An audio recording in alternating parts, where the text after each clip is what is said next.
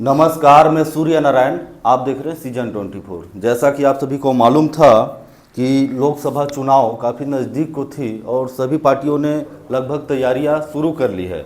आज हम उसी क्रम में आज हम मौजूद हैं चिंतामणि महाराज जी के पास। महाराज जी, सबसे पहले स्वागत है हमारे चैनल में। जी जी, आपके चैनल में जितने भी दर्शक हैं और आपको भी, आपकी पूरे टीम को मेरे तरफ से नमस्कार।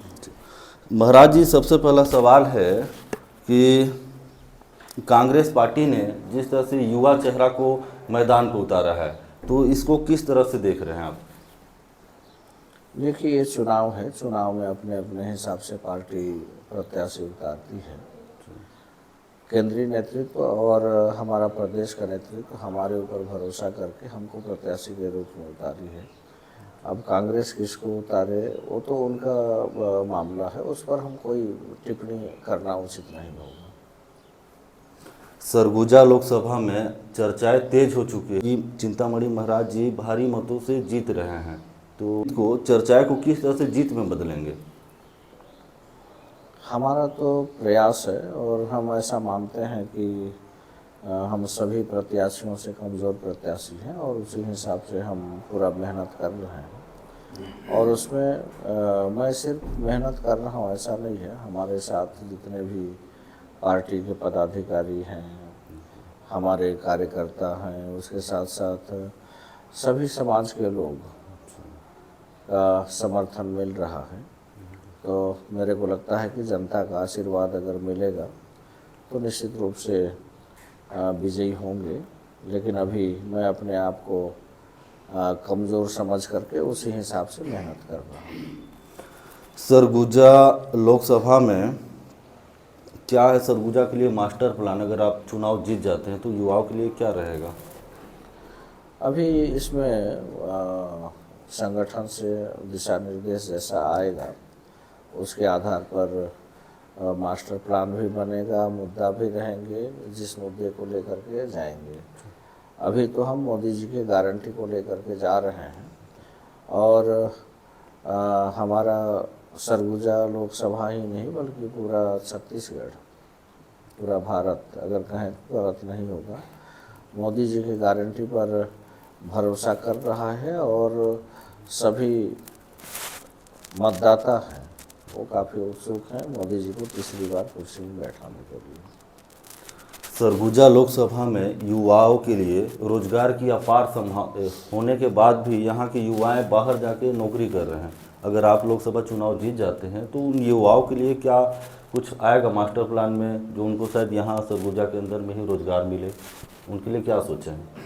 बिल्कुल, युवाओं के रोजगार के लिए हम सोचेंगे और उस पर प्लानिंग भी हो गया, काम भी चल रहा है। उसमें सबसे बड़ी बात होता है, अगर हम रोजगार का अगर बात करते हैं तो कोई बड़ा उद्योग अगर नहीं आएगा तब तक कैसे रोजगार मिलेगा? और उद्योगपति तब आते हैं जब आवागमन का साधन हो। अब जैसे मान लीजिए अंबिकापुर रायपुर से ट्रेन में बैठे 12-13 घंटे के बाद हम अंबिकापुर पहुंचते हैं। अभी मोदी जी उड़ान योजना के तहत यहाँ हवाई यात्रा शुरू कर रहे हैं गरिमा एयरपोर्ट से। तो हवाई यात्रा शुरू हो जाने से और ट्रेन का सुविधा और बढ़ जाने से उससे जो उद्योगपति हैं वो भी आएंगे। यहाँ उद्योग का बहुत संभावना है। यहाँ पर बाक्साइड है, उसके साथ साथ कोयला है, बहुत सारे खदान हैं जिसका उपयोग तब हो सकता है जब आवागमन का साधन हो। आवागमन का साधन होते ही सारे उद्योगपति आएंगे और यहाँ बड़े उद्योग लगेंगे तो बहुत सारे हमारे युवा साथी हैं जिनको रोजगार मिलेगा। यहाँ पर्यटन के भी बहुत सारी संभावनाएं हैं। अभी तो हम मेन पार्ट को देख पाते हैं, बाकी हमारा जो सरगुजा लोकसभा क्षेत्र है इसमें कई ऐसे जगह हैं जो चिन्हित अगर किया जाए तो हो सकता है मेन पार्ट से भी अच्छा उसका रिस्पांस मिले। तो उन जगहों को चिन्हित करना और उसका प्रचार प्रसार करके अगर हम लोगों तक उन पर्यटन स्थलों का अगर जानकारी दें तो पर्यटक भी आएंगे, पर्यटक भी अगर आते हैं तो उससे भी रोजगार मिलता है युवाओं को। कई माध्यमों से हो सकता है, कुछ गाइड होंगे उसमें उसमें कई ऐसे होते हैं जो प्रत्यक्ष रूप से दिखते नहीं कि उनसे लाभ मिल रहा है, लेकिन लाभ होता है। कोई चना मुर्गा बेचने वाला होगा, कोई टायर पंचर बनाने वाला होगा, अन्य जैसे अब आपका लॉज हो गया, लॉज में उनका रुकने का व्यवस्था, होटल आदि। जब वो पर्यटक बाहर से आएंगे, विदेशी पर्यटक आएंगे, तो उससे भी रोजगार काफ़ी युवाओं को मिलेगा। महाराज जी, क्या कारण था कि आपने 10 साल सत्ता में रहते हुए भी अचानक कांग्रेस पार्टी को छोड़ने का मन बना लिया और अचानक अभी बीजेपी में आपको इतना बड़ा दायित्व मिला है? क्यों छोड़े कांग्रेस को? आप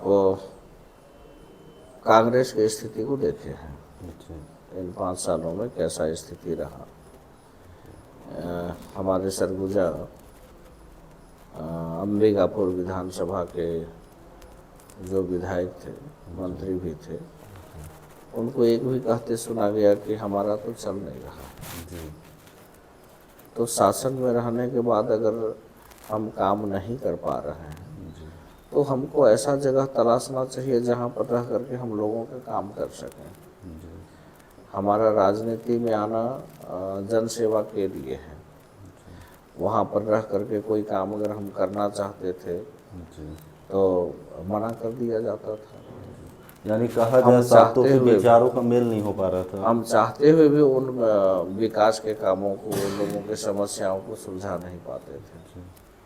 अभी अपना घर वापसी होने से यहाँ पर एक दूसरे का विचार भी मेल खाता है और मेरे को ऐसा लगता है कि सरगुजा लोकसभा क्षेत्र के लिए जो जो आवश्यक है, जो जनता चाहती है, हमारे युवा चाहते हैं, यहाँ के किसान चाहते हैं, उन सभी कामों को आदरणीय मोदी जी से उनका जो गारंटी है देश के विकास के लिए, सबका साथ सबका विकास, हम लोग मिल करके मोदी जी के मार्गदर्शन में सरगुजा लोकसभा क्षेत्र में जितने भी विधानसभा आते हैं सभी जगह विकास का काम हम कर सकेंगे, इसलिए मैं यहाँ आया। महाराज जी, क्या ये मान नहीं सकते जैसे कांग्रेस ने अभी ये आप शशि सिंह को उतारा है 2 दिन पहले ही, तो क्या लगता है जैसे पहले आप कांग्रेस में थे तो कहीं कांग्रेस के कारण कोई नुकसान तो नहीं होगा आपको इनसे उतरने ही, क्योंकि ये युवा हैं, युवा चेहरा? नुकसान और फायदा का बात तो देखिए जब रिजल्ट आएगा तब पता चलेगा। हमारे जितने भी कार्यकर्ता हैं, अगर केंद्रीय नेतृत्व अगर हम पर भरोसा किया है तो यहाँ जितने भी कार्यकर्ता हैं, पदाधिकारी हैं, वो भी हमारे साथ हैं। वो हमारे साथ नहीं रहते, उनके मन में कोई बात होती तब विषय था, लेकिन जब सभी साथ मिलकर के चल रहे हैं, मोदी जी पर सबको भरोसा है, तो युवा चेहरा ठीक है, हम मानते हैं युवा चेहरा है, लेकिन हमारे कामों को भी लोग देख रहे हैं, मोदी जी के कार्यों को देख रहे हैं। तो मेरे को लगता है कि युवा भी भाजपा की ओर आकर्षित होंगे।